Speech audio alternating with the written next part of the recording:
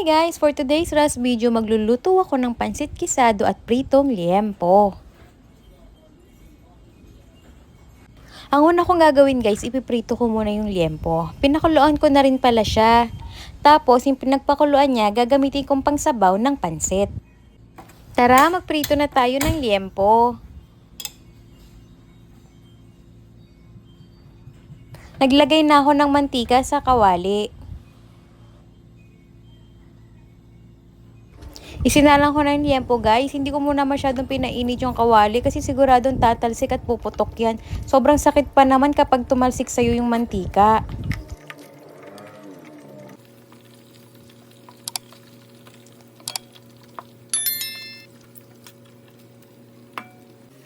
Ayan guys, golden brown na yung liempo, luto na to. After nyan, magluto na rin tayo ng pansit. Naisipan ko magluto ng pansit at liempo kasi nag-crave talaga ako eh. Tara, luto na tayo ng bihon gisado guys. Ito yung mga ingredients ko. Meron ako ditong repolyo, carrots, at saka baguio beans. Meron din chicken at bawang sibuyas.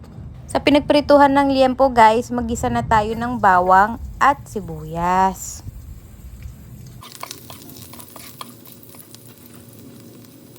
Sobrang dali lang lutuin ito guys.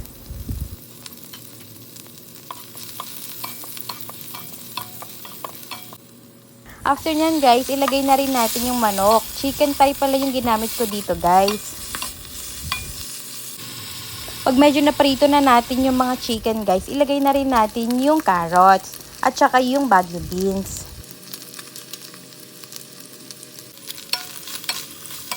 Tapos, halu-haluin lang natin sila ng mabuti.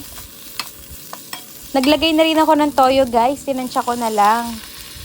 Ilalagay ko na rin guys yung pinagpakuluan ng liempo. Mas masarap kasi dahil andun na yung lasa ng liempo. Naglagay na rin ako ng paminta guys. After nyan, pakuluan lang natin sila ng ilang minuto. Guys, kumukulo na, ilagay na rin natin yung repolyo. Tapos, halu-haluin lang natin sila ng mabuti. Tatanggalin ko muna pala yung kalahati ng sahog guys para maluto natin ng mabuti yung pansit bihon. At saka para hindi na rin ma-overcook yung ibang gulay.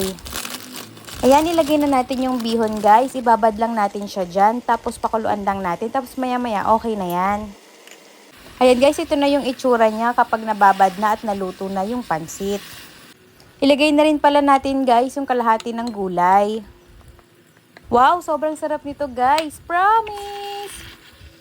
Comment naman kayo guys kung tagasan kayo para alam ko kung saan nakarating tong video ko. O diba, sobrang dali lang niyang lutuin.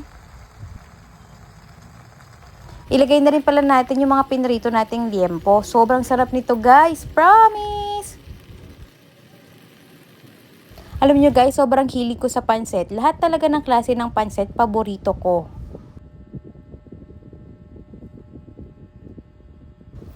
Sobrang sarap talaga guys. Try nyo na rin. Try din natin yung liempo. Sobrang crispy nito guys. Promise!